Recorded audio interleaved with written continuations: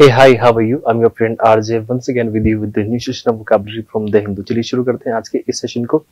आज के इस सेशन में हम लोग एक अलग से ही एडिटोरियल को समझने जा रहे हैं, जिसमें आपके पास में है उसका टाइटल वेलकम डायरेक्शन, यानी कि जिस डायरेक्शन में हम लोग जा रहे हैं उसको हम लोग वेलकम करते हैं, यानी कि कहीं ना कहीं लोग बात इस चीज को क्या करना चाह रहे हैं बेटा, अप्रिशिएट करना चाह रहे हैं, या फिर लोगों ने इस पर्टिकुलर मूव को क्या करने की सोची है, प्रेज करने की सोची, अप्रिशिएट करने की सोची है, और लोगों ने इस चीज को कंप्लीटली एक्सेप्ट किया है।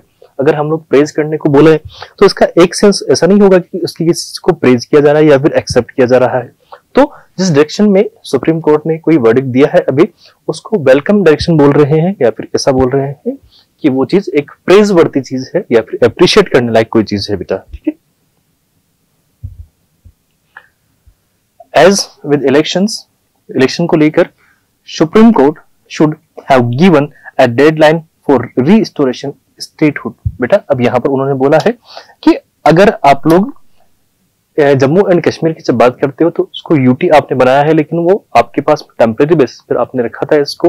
अभी तक भी वहां पर जो गवर्नर का रूल लगा हुआ है उसको आपको हटा के वहां से उसको एरेडिकेट करके अब आपको वापस से वहां पर इलेक्शंस करवानी पड़ेंगी, वापस से आपको ये वापस से वहां पर एक स्टेटहुड एस्टेब्लिश करना पड़ेगा कि वहां की जो राजनीति है वो उन्हीं लोगों के हाथ में हमें छोड़ देनी चाहिए। ठीक है, इसी बात को लेके उन्होंने ये डिस्कशन हुआ था और इस चीज के ऊपर उन्होंने वर्डिक्ट भी दिया है, और उसके ऊपर ही ये जो गर्मा गर्मी है, ये जो माहौल बना है गर्मा गर्मी का, वो वापस से हमें यहाँ पर देखने को मिला है। In its conclusion in the judgment, ये वेट कैसे हो गया, in its conclusion in the judgment that upheld the decision to abrogate, आपके पास में वर्ड आया है बेटा abrogate, the special status of Jammu and Kashmir. Abrogate मतलब वहां से उसको हटा दिया गया था, इरेडिकेट कर दिया गया था। इरेडिकेट करना दैट मींस किसी चीज को आप जड़ से समाप्त करते हो, उसका उन्मूलन करते हो, तो उसके लिए हम लोग ये वर्ड यूज करते हैं। ठीक है, special status of Jammu and Kashmir under article 370, जो स्पेशल प्रोविजंस किए गए थे आर्टिकल 370 को लेके, तो सुप्रीम कोर्ट ने कहा कि ये जो बात थी वो केवल बेटा टेम्परेरी बेसिस पे थी, क्योंकि वहां पर उस टाइम पे इस चीज की नीड थी। तो अगर आर्टिकल 370 को गवर्नमेंट ने हटाया भी था तो बिल्कुल ठीक ठाक मूवमेंट था, लेकिन साथ के साथ ही उन्होंने ये भी बात बोल दी कि वापस से उस जम्मू एंड कश्मीर का जो रीजन आपने बनाया है उनमें वापस स्टेटहुड बनाइए, दैट मींस वहां पर वापस डेमोक्रेसी को लेके आई है। आप हमेशा वहां पर गवर्नर का जो रूल है वो लागू करके नहीं रख सकते, आपको उसको चेंज करना ही पड़ेगा, वापस वहां पर डेमोक्रेसी लानी पड़ेगी। The Constitution Bench of the Supreme Court expressly directed मतलब उन्होंने इस चीज के लिए गाइडलाइंस दी है। डायरेक्टेड का मतलब इसमें डायरेक्शन बताया है, उस चीज के लिए उन्होंने बताया कि हाँ आपको ऐसे करना है। That the election commission of India, उनको ECI को ये डायरेक्शन दी है, must conduct elections to the legislative assembly of Jammu and Kashmir by September. उन्होंने इस चीज के लिए टाइम दिया है, प्रॉपर डेडलाइन दी है कि बाय सितंबर 30, 2024, यानी कि इससे पहले वहां पर इलेक्शंस हो जाने चाहिए और वहां की अलग से जो लेजिस्लेटिव असेंबली है वो प्रॉपरली एस्टेब्लिश हो जानी चाहिए। It is welcome that the court has set a deadline to conduct a long delayed elections in Jammu and Kashmir. Jammu and Kashmir में जो बहुत टाइम से डिले हो रखे थे इलेक्शंस, वो अब कहीं ना कहीं वापस से उनको कंडक्ट करवाने की बात आ चुकी है और उसके लिए डेडलाइन सेट कर दी गई कि तब तक हो ही जाना चाहिए। Which has been under spells. Spells, अब there is a word spell. Spell को अगर हम लोग बात करने की कोशिश करें तो आपके पास में कोई वर्ड है, सिर्फ स्पेल लिखा हुआ है, ठीक है, तो इसका मतलब होता है, एक मीनिंग होता है बेटा टू राइट, कोई चीज को लिखना, ठीक है, और एक जो मीनिंग जो यहां पर होना चाहिए वो होता है किसी के ऊपर जादू करना। जादू करना मतलब उसको अपने कंट्रोल में कर लिया है, आपने किसी को अपने कंट्रोल में किया है, टू कंट्रोल। अगर आप किसी को कंट्रोल कर रहे हो तो उस कंडीशन में भी हम लोग उसको आपने जादू करके कुछ ऐसा होता है ना, जादू जो क्या बोलते हैं, चुड़ैल वगैरह ऐसा कुछ होता है, भूत वगैरह, वो किसी को पजेस कर लेते हैं, उनको अपने कंट्रोल में कर लेते हैं, तो वो उनके ऊपर मंत्र कुछ बोल देते हैं, स्पेल कुछ कर देते हैं, ऐसा कुछ इंचेंटमेंट करते हैं, तो उसकी वजह से वो उनके कंट्रोल में चले जाते हैं। यहां पर देखिएगा, स्पेल मींस होता है किसी के ऊपर मंत्र कर दिया, जादू कर दिया, a short period of time. तो वहां पर उन्होंने उसके लिए क्या कर दिया है, कोई मंत्र कर दिया जो टेम्परेरी बेसिस पे उनके पास में होता है, विजार्डी कोई काम होता है यहाँ पर, ठीक है, इंचेंटमेंट यहाँ पर होते हैं, एक्सेस यहाँ पर होते हैं, चार्म्स होते हैं, कॉन्जुरेशंस यहाँ पर देखने को मिलता है, एक तरह का मैजिक, उनके ऊपर मैजिक कर दिया जाता है। बहुत सी बार आप कहीं कभी किसी मंदिर में जाते हो तो वहां पर ऐसे घूमते घूमते दिखते हो, लेडीज वगैरह गर्ल्स वगैरह होती है तो ऐसे बाल खोल के ऐसे, भाई साहब नॉर्मल बच्चा हो या फिर कोई लाइट हार्टेड इंसान हो तो वो तो डर ही जाए पूरा का पूरा वहां पर, ठीक है, ऐसा भी कंडीशन होता है। सोर्सरी, सोर्सरी मतलब जो आपके पास जादूगर वाले जो काम होते हैं वो विच क्राफ्ट, ठीक है, वो जादू टोना जिसको हम लोग बोलते हैं जादू टोना, ठीक है, लेकिन उनसे कुछ नहीं होना, जादू टोना तो अलग चीज हो जाएगी ना, ठीक है। इन्वोकेशंस आपके पास में आब्राकडाब्रा, याद है ये वर्ड बहुत बार आप लोगों ने यूज किया होगा, कहीं बार तो पहले इसके ऊपर एक शो भी आता था आब्राकडाब्रा, उसमें ऐसे आब्राकडाब्रा बोला और किसी के ऊपर जादू हो गया, सब काम हो गया, ऐसा कुछ हुआ करता था। बट अब धीरे धीरे बड़े हो गए ना तो थोड़ा सा चीजें अलग हो जाती है। ऑपोजिट देखिए इसका, डिसइंटेंटमेंट यानी कि उस जादू का क्या किया गया है, तोड़ निकाला गया है, उसका सॉल्यूशन निकाला गया है, उसको उस जादू का जो प्रभाव था उसको क्या किया है, इरेडिकेट कर दिया, हटा दिया गया है, वहां से वीकेंड से रिमूव कर दिया गया है बेटा, ठीक है, ठीक है। Disillusionments, there is a word disillusionments, dispel वहां पर हुआ है, ब्रेक द स्पेल, ये अगर मैं किसी के ऊपर जादू करने की बात को मैं देखूं तो उसके लिए ऑपोजिट वर्ड ये होगा, ठीक है। अनग्लैमर, उसके ग्लैमर में फंसा हुआ नहीं है, अब निकल चुका है उसका। डिसचार्म, उसके चार्म में फंसा हुआ नहीं है, निकल चुका है वहां से, न्यूट्रलाइज हो चुका है वो, ठीक है बेटा, तो ये ऑपोजिट हो जाएंगे।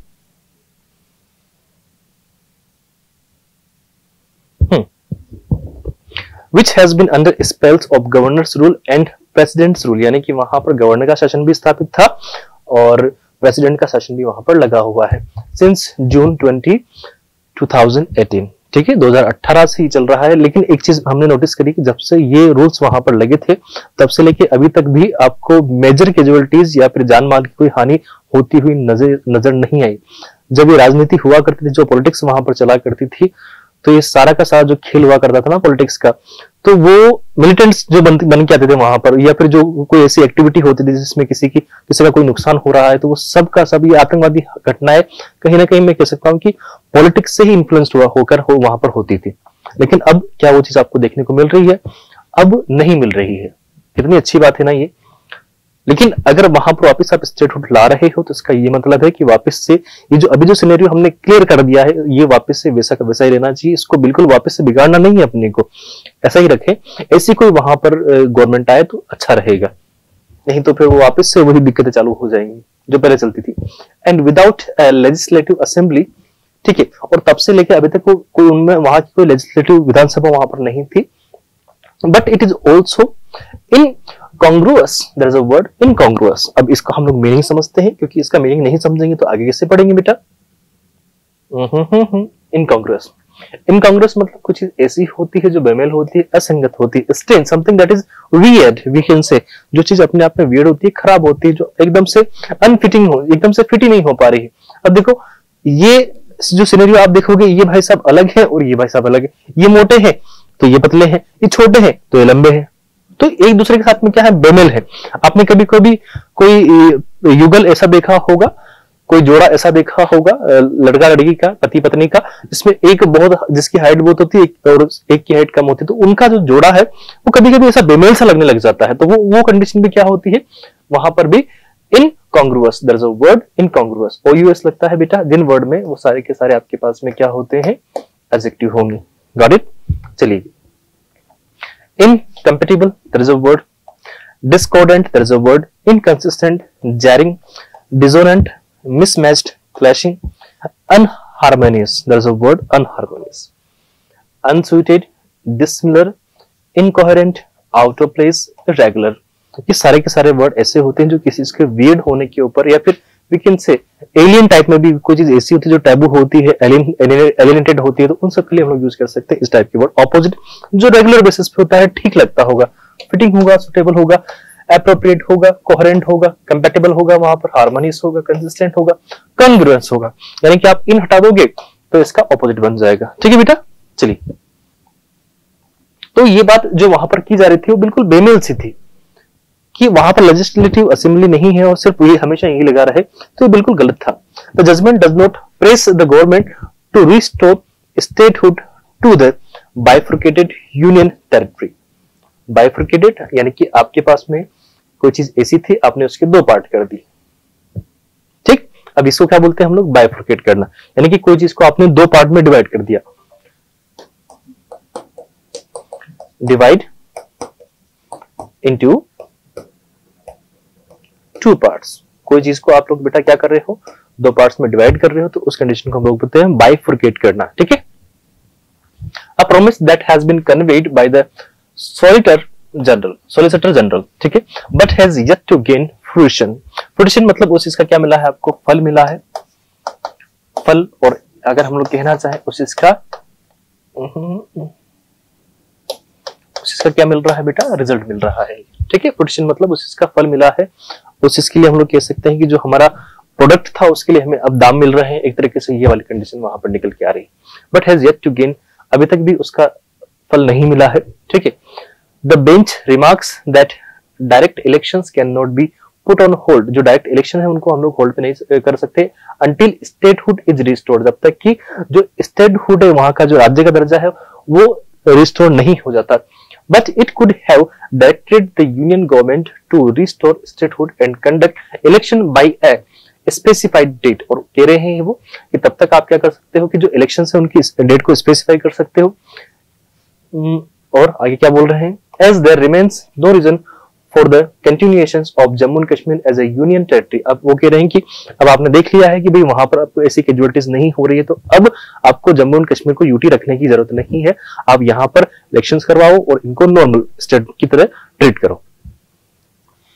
Restoration of statehood is an important measure as this guarantees a degree of federal autonomy, क्योंकि उनकी अपनी ऑटोनोमस बॉडी होगी, वो अपने हिसाब से काम करेंगे।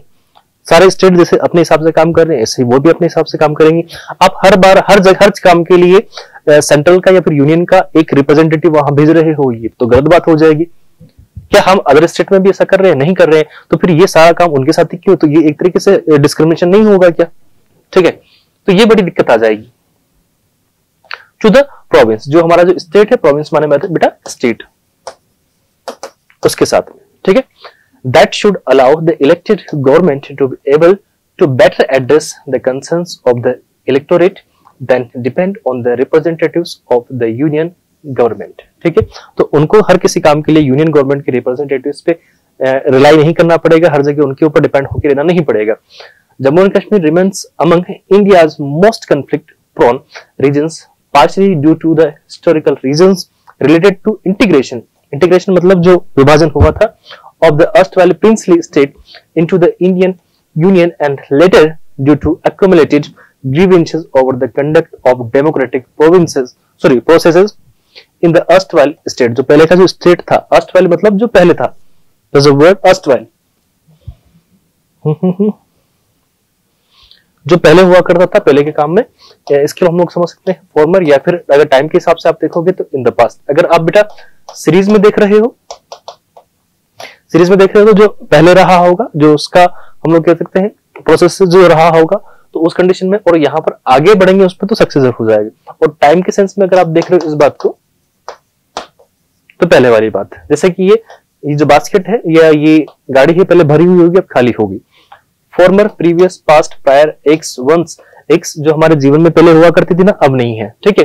प्रायर हो गया, वंस हो गया, क्वेंडियम हो गया, ओल्ड हो गया, सम टाइम हो गया, प्रीवियस, फॉर्मरली, लेट, एंशिएंट, बायगोन, ठीक है। ऑपोजिट्स का देखें तो क्या होगा, जो अभी रिसेंट में हमारे पास में अवेलेबल है, प्रेजेंट है, रिसेंट है, एग्जिस्टिंग है, नाउ है, लेटर, हाँ जो बाद वाला है, जो नेक्स्ट होगा अपने पास में उसको हम लोग बोलते हैं लेटर, ठीक है। Contemporary, ongoing.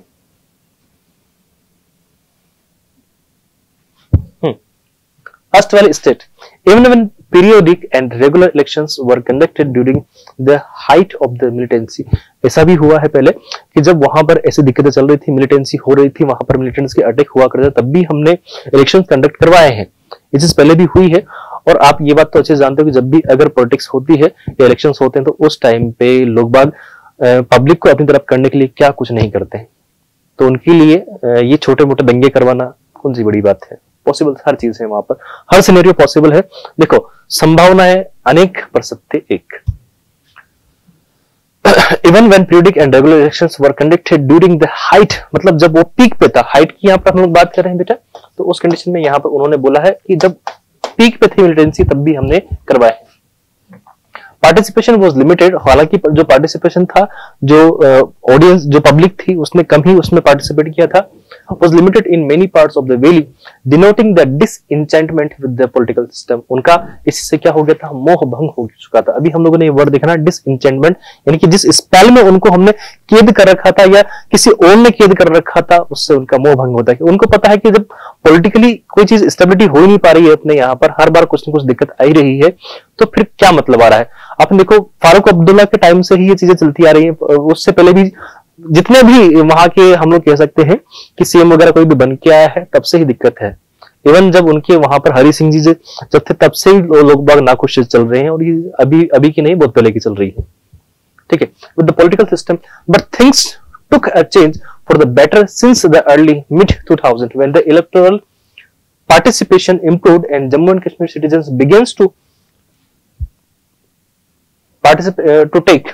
take in the democratic process to get their concerns addressed before agitations and protest। ठीक है, इंक्लूडिंग बाय सेपरेटिस्ट। जो वहां के सेपरेटिस्ट थे, जो अलगाववादी नेता थे, वो भी उस चीज में इन्वॉल्व होते थे और देखते थे कि हो सकता है इससे हमारा कुछ ठीक हो जाए। बट जो सेपरेटिस्ट होते हैं उनका एक काम होता है कि चीजों को अलग किया जाए, कितना आप सेपरेट कर सकते हो वही काम होता है। तो उन चीज का कोई कंक्लूजन कभी निकल ही नहीं पाया होगा, जहां तक इस बात को मैं देख पा रहा हूं। Our security policies and the later steps taken by the Bharatiya Janata Party government led to the current state of affairs। ठीक है, in the last 5.5 years, local government elections have been held with varying levels of participation, indicating that the mood in the valley has been against the measures that have been implemented since 2018।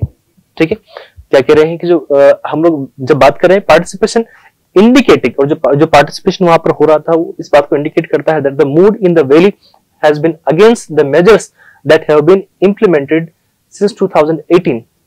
लोगों को जो separatist है उनको ही इससे दिक्कत आया। उनका कहना है कि भाई 2018 से जो स्टेप लिए गए थे, ये यूटी बनाने का काम इसी के बाद स्टार्ट हुआ था, और तब से लेकर हमने अभी तक देखा है कि ऐसी कोई सिचुएशन वहां देखने को नहीं मिली है।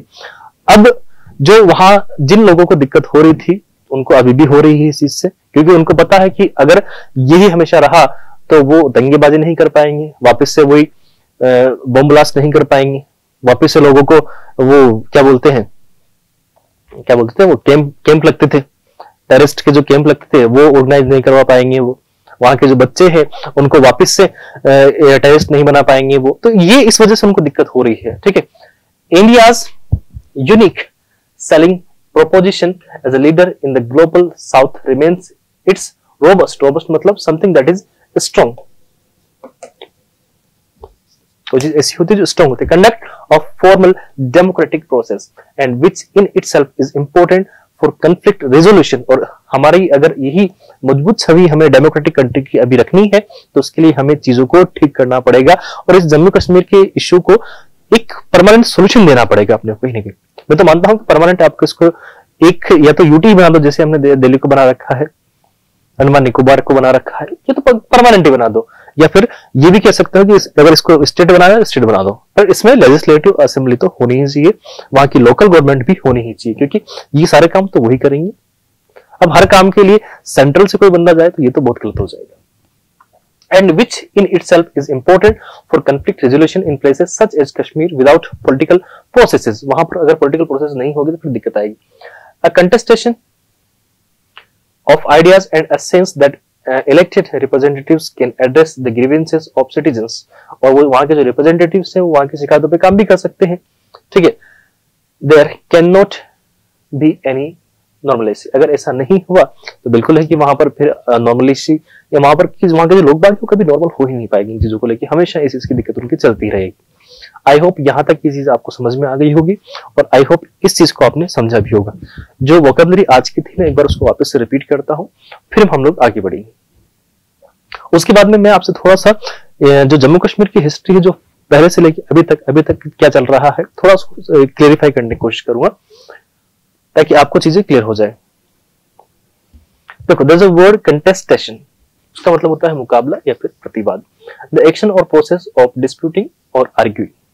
कोई चीज के ऊपर डिस्प्यूट होता है तो उसमें आप पार्टिसिपेट कर रहे हो तो आप ही डिस्प्यूट कर रहे हो या आप उस डिस्प्यूट का हिस्सा हो।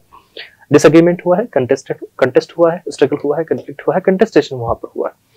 ठीक है, ये कॉन्ट्रडिक्शन भी हम लोग इसके लिए लिख सकते हैं, यानी कि विरोध कर रहे हो आप, किसी को अपोज कर रहे हो, क्लेश हो रहा है, डिसेंशन वहां पर हुआ है। ये आपके पास इसके सिमिलर वर्ड थे। लोग लड़ रहे हैं, मार दूंगा, काट दूंगा, फाड़ दूंगा, ये चल रहा है। ऑपोजिट देखें बेटा, एग्रीमेंट हुआ है, हार्मनी हुआ है, एकॉर्ड हुआ है, कंसेंसस। कंसेंसस मतलब उनमें एग्रीमेंट हो गया है, ये यहाँ पर वर्ड लिखा ना agreement. Conciliation, there is a word, peace हो गया, पीस, हार्मनी, यूनिटी, सब ये ऑपोजिट वर्ड है। इसके लिए हम लोग देखेंगे कंटेस्टेशन के लिए। ऑपोजिट, डिसइंटेंटमेंट। डिसइंटेंटमेंट की हम लोग बात करना चाहे तो किसी से आपका मोह भंग हो जाए, डिसअपॉइंटेड किसी बात से हो या फिर लेट डाउन हो। ठीक है, फ्रीड फ्रॉम इंटेंटमेंट। ठीक है, आप किसी से फ्री हो चुके हो। ठीक है, आप चीजों में निराश हो चुके हो, किसी चीज को लेके आप में बहुत ज्यादा डिसअपॉइंटमेंट है, किसी चीज को लेके डिस्करेजमेंट हो गया है आपका, तो उसको भी हम लोग डिसइंटेंटमेंट बोलेंगे। और एक सेंस में इसका मतलब किसी से अलग हो जाना भी हम लोग ले सकते हैं, किसी से टू बी रिलीज या टू बी फ्री और फ्रीड। ठीक है, ऑपोजिट, इंटेंटमेंट, delight, satisfaction, contentment, there is a word, joy, pleasure, ये सारे के सारे ऑपोजिट वर्ड है। किसी के जादू में खो रहे हो, मदहोश हो रहे हो, तो ये ऑपोजिट हो जाएगा। ग्रीवेंस, किसी का शिकायत होता है। ठीक है, अब किसी की शिकायत कर रहे हो, उससे अच्छा है उसको क्या करो, आप प्रेज करो, तो ये ऑपोजिट उसका प्रेज करना हो जाएगा। शिकायत कर रहे हो, कंप्लेंट कर रहे हो, सिंपल लैंग्वेज है, ताकि सारे के सारे वर्ड आपके पास में सेंस के अकॉर्डिंग एक मीनिंग कन्वे करेंगे इसी का। Something that you think is unfair and that you want to complain और प्रोटेस्ट अबाउट, ग्रीवेंस। लास्ट वाले हमने देखा है prone. There is a word conflict prone, land है या प्रिजन है। अभी ऐसा वर्ड आया था बेटा, ऐसा सेंटेंस आया था, तो उसका मतलब कोई चीज ऐसी होती है जो बस उसी टाइप का होता है, prone. Likely to suffer from something और डू समथिंग बैड, कोई चीज ऐसी होती है जो बुरी होती है, वही होती रहती है बार बार, तो उसको हम लोग बोलते हैं प्रॉन। ठीक है, इंक्लाइंड हो गया, लाइंग डाउन हो गया, फ्लिट। ये इंक्लाइन, अगर आप पोजीशन को लेके बात कर रहे हो तो ये होगा। ठीक है, बाकी अगर आप चीजों को लेके देख रहे हो तो उसकी अलग और भी मीनिंग निकल के आएंगे। ठीक है, tilting, there is a word, स्लाउस्ड, स्लाइड। और कहीं पर आप किसी को लेके प्रॉन मतलब कोई चीज, किसी चीज की प्रकृति ही ऐसी है, प्रवृत्ति ही ऐसी है, तो उस कंडीशन में हम उसको बोलेंगे प्रॉन। ऑपोजिट, अपराइट, इरेक्ट, सीधे खड़े हो गए आप इस टाइप में, तो ये इसका ऑपोजिट हो जाएगा। ठीक है, स्टैंडिंग, रेज, ये इसके लिए ऑपोजिट हो जाएगा। ये हो गया था, स्पेल हो गया सिकल। सिकल मतलब दरांती होती है, हंसिया होती है। ठीक है, इसके लिए हम लोग ऑपोजिट वर्ड नहीं देख पाएंगे, इसलिए एक टूल होता है आपके पास में जो फार्मिंग में भी काम आता है और इवन हाउस होल्ड वर्क्स में भी, किचन में कुछ काम आता है थोड़ा बहुत। पहले के जमाने में तो आया करता था, अभी आजकल सिटी में मुझे नहीं पता कि काम आता नहीं आता, लेकिन गांव में एटलीस्ट अभी तक भी इसकी प्रेजेंस है और ये काम आती है चीज वहां पर। जीन, जीन से अपना कोई काम नहीं। चलिए हम लोग थोड़ी सी जम्मू कश्मीर की हिस्ट्री को एक बार देखिए, फिर आगे बढ़ते हैं। Timeline Jammu and Kashmir. ठीक है, उसको थोड़ा सा हम लोग समझ रहे हैं। The restive Indian state, restive मतलब जहां पर हमेशा दिक्कत आती है और बिल्कुल साइड में है। और जम्मू एंड कश्मीर, जम्मू एंड कश्मीर जिसको हम लोग बोलते थे पहले दो, हम लोग कह सकते हैं कि ये एक साथ हुआ करते थे, लेकिन अब इनको अलग अलग कर दिया गया। ठीक है, इनकी अलग अलग असेंबली कर दी गई है। ठीक है, whose political status was dramatically overhauled, उसको हटा दिया गया था। ठीक है, हटा दिया गया था पूरा का पूरा। ठीक, by Narendra Modi government has rarely been free of controversy। अब ये चीज कभी भी कंट्रोवर्सी से फ्री हो ही नहीं सकी है। जब से जम्मू एंड कश्मीर या फिर इंडिपेंडेंस हुआ है या इसका कह सकते हैं फॉर्मेशन हुआ है, तब से ये कंट्रोवर्सी का हिस्सा बना रहा है, हमेशा चलता रहा है ये चीज। ठीक है, the modification of constitutional provisions that grants Jammu and Kashmir special status a greater degree of autonomy than that enjoyed by other Indian states, उसकी कंपैरिजन में। ठीक है, has been hotly contested since its creation in 1950। जब से ये बना है तब से ही ये जम्मू एंड कश्मीर का इश्यू, जब से हमने कॉन्स्टिट्यूशन बनाया है 1950 में, तब से लेके अभी तक भी जम्मू एंड कश्मीर का इश्यू हमेशा गर्मा गर्मी में ही रहा है। इसको लेके हमेशा विवाद होता ही रहा है। Those against this provision, article 370, जो इस आर्टिकल 370 के अगेंस्ट में थे, have argued that all three parts of the state, the Muslim dominated Kashmir Valley, the Hindu majority Jammu and Ladakh, यानी कि ये तीन पार्ट में डिवाइड था, ये वाला और ये वाला, इसको हम लोग कह सकते हैं फर्स्ट पार्ट, सेकंड पार्ट और ये third part, which has considered Buddhist, which आपके पास में यहाँ पर आया है। अब जब भी हमारे पास में कोई रिलेटिव प्रोनाउन होता है तो उससे ठीक पहले जो आ रहा है उसे रिलेट करता है, तो विच मतलब Ladakh. Ladakh considerable Buddhist presence, वहां पर बुद्धिस्ट लोग ज्यादा हैं, वहां की मेजोरिटी अगर हम लोग देखें कश्मीर में जैसे मुस्लिम है, जम्मू में मेजोरिटी है, और वैसे ही अगर हम लोग देखना चाह रहे हो तो लद्दाख में बुद्धिस्ट ज्यादा है। Should not have laws independent on the Indian constitution, India's ruling Bharatiya Janata Party subscribes to this school of thought. ठीक है, इस तरह की बात है। This section also fears neighbouring Pakistan influence on Kashmir, और ये बात इस बात से इनकार नहीं किया जा सकता कि इस जो हमारा पड़ोसी देश है पाकिस्तान, उसका इन्फ्लुएंस जम्मू एंड कश्मीर पर रहा है, and its attempt to capture more territory in the Kashmir valley, और हमेशा से चाहता रहा है वो कि भैया मेरे पास में और जमीन आ जाए, और जैसे ला ला ला ला ये करता रहता है हमेशा। पाकिस्तान का ये इशू रहा है कि वो कश्मीर को लेके हमेशा ला दे दो। The modern political history of the state itself is a tale of its often changing status beginning in the 19th century, turmoil following India's partition in 1947। ठीक है, 1947 से पहले भी इस बात को लेकर लड़ाई झगड़े होते ही रहे हैं, and simmering uncertainty since then। Here is a timeline of Jammu and Kashmir and Article 370 through key events in modern times। थोड़ा सा हम लोग उसको समझना चाह रहे हैं। इसकी स्टार्टिंग की अगर मैं बात करना चाहूँ बेटा आपके पास में, तो महाराजा गुलाब सिंह जो थे एक डोगरा रूलर थे।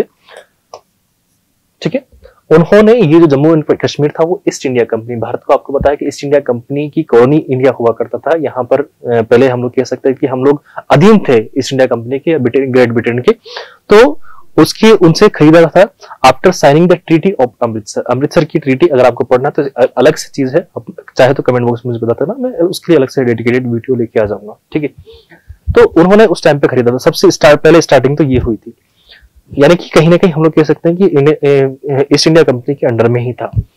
1930 1930 के आसपास की बात है, उस दशक की बात है। Kashmiri Muslims are unhappy with them. अब उस टाइम पे ये तो निकल ली है, क्योंकि इतने लंबे टाइम तक कौन जिएगा। 1846 और 1930 तब से लेके अभी तक बात करूं तो फिर उसके बाद में यहाँ पर उस टाइम पे ठीक है हरि सिंह ने वहां का रूल संभाला, और उनसे जो वहां के जो मुस्लिम्स थे वो थोड़े खुश नहीं थे। ठीक है, तो उनके खिलाफ थोड़ी सी दिक्कत आने लगी। कश्मीरी जो मुस्लिम थे वो उनसे खुश नहीं थे, उनको दिक्कत आ रही थी इस चीज से। ठीक है, unhappy with the then Maharaja Hari Singh and Hari Singh rule, उनके जो शासन था उससे खुश नहीं थे, एंड फिर his policies are prejudiced against them, उनके खिलाफ है। ठीक है, this is also the time Jammu and Kashmir first major political party, और उस टाइम पे इनकी एक मेजर पॉलिटिकल पार्टी वहां पर देखने को मिली थी। द नेशनल कॉन्फ्रेंस यानी कि NC is born along with its founder, और उस टाइम पे उसका जो फाउंडर था उनको फाउंड करने वाला मोहम्मद अब्दुल्ला, और उसी के वो अभी फारूक अब्दुल्ला वगैरह जो लास्ट में चलते रहे हैं वो अभी भी जिंदा है, सभी चल रहे हैं अभी तक भी स्टिल। पॉलिटिकल डेब्यूट, और उनका उस टाइम पॉलिटिकल डेब्यू हुआ था, मतलब वो नए थे, उन्होंने वहां पर एंट्री की थी। ठीक है, न्यू एंट्री हम लोग कह सकते हैं, और उन्होंने ही quit Kashmir movement against the maharajas उन्होंने लॉन्च किया था। महाराजा के खिलाफ उन्होंने क्विट कश्मीर वाला जो स्लोगन है उन्होंने ही दिया था। अगस्त 1947 यहाँ पर देश को आजादी मिल गई। India gains independence from the British empire. Pakistan is created as a Muslim majority country.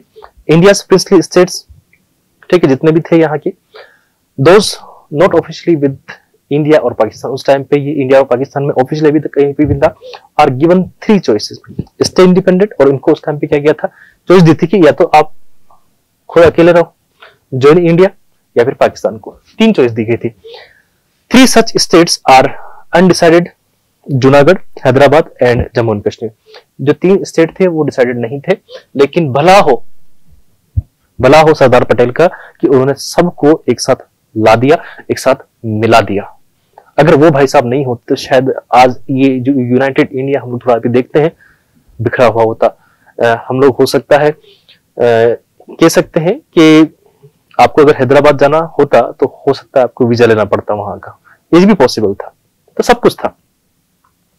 Indian home minister Sardar Vallabh भाई पटेल, देखो भाई साहब क्या बंदा रहा होगा। इनके बारे में पढ़ो यार, इनके बारे में जब पढ़ोगे ना मजा आएगा पढ़ने में। ठीक है, works to convince the undecided princely states to join India. Maharaja Hari Singh signs a standstill agreement with Pakistan. उन्होंने कहा कि आप रुक जाओ, हम पहले इनसे बात करें, ठीक है। Effectively opting मतलब choice for status quo.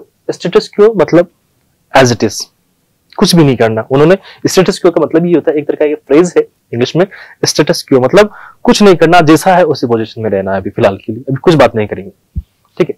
अक्टूबर 1947 तक की बात बता रहे हैं।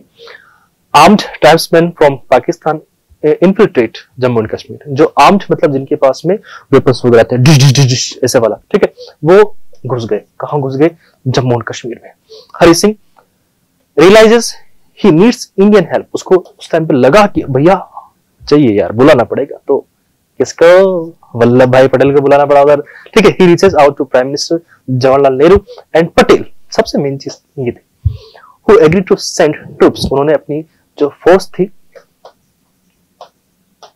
ठीक है, वो भेजने के पे राजी हो गए, लेकिन साथ में क्या रख दी उन्होंने? कंडीशन रख दी, that the maharaja signs an instrument of accession, यानी कि IOA in favour of India, कि हाँ हम वहां जाकर ये काम कर सकते हैं, ठीक है। Handing over control of defence, यानी कि आपने डिफेंस का कंट्रोल किनको दे दिया? इंडिया को दे दिया।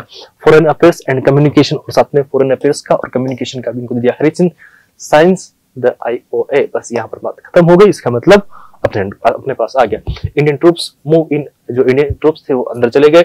द आर्म्ड कंफ्लिक्ट कंटिन्यूस, और ये चलता रहा पूरा का पूरा, ठीक है। January 1948, India takes the Kashmir issue to the United Nations, raising concerns over Pakistan's forced occupation of parts of Kashmir. जो कुछ छोटा मोटा हिस्सा उन्होंने हथिया लिया था उसके ऊपर, वो UN में चले गए। The UN suggests a plebiscite, but India and Pakistan can't agree on how to demilitarize the region. The conflict continues through 1948. 1948 से चलता रहा। मार्च 1948 की क्या बात करें हम लोग? हरि सिंह अपॉइंट्स एन अंतरिम मतलब for a short time government in Jammu and Kashmir. Sheikh Abdullah named the prime minister. देखो ले गया ना मजा, शेख अब्दुल्ला, ठीक है। January 1949 the UN mediates cease fire. UN ने यहाँ पर क्या किया? उनमें एक मीडिएटर का काम किया, एक मध्यस्थता करी और सीज फायर किया वहां पर कि आप लड़ाई झगड़े बंद करो यहाँ पर, between India and Pakistan, also known as the Karachi agreement. Karachi agreement के नाम से जाना जाता है। उस टाइम पे यूएन आया था, allowing the two countries to retain control over territories held at the time, कि जिसके पास जो जगह है, जो लैंड आपने ऑक्यूपाई कर रखा है, वहीं पर रुको आप लोग, ठीक है। No agreement on referendum yet, अभी तक भी इसके लिए एग्जैक्ट रेफरेंडम नहीं आया था।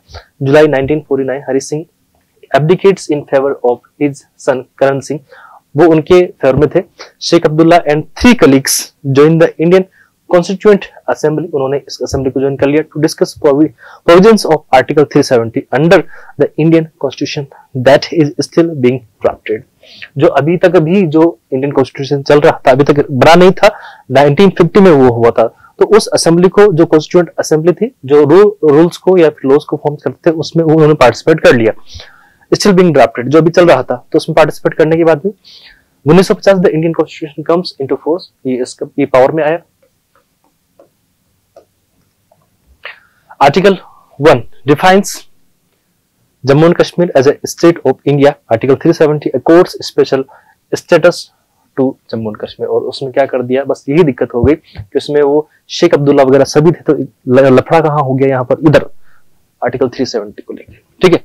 1951 the constituent assembly of Jammu Kashmir, the body responsible for creating the state's constitution, convenes all members belong to Sheikh Abdullah's NC. और सारे के सारे किसके, जो आप अभी थोड़ी देर पहले देख के आए थे कि उनकी जो पार्टी थी नेशनल कॉन्फ्रेंस, उसके साथ में होगी, ठीक है।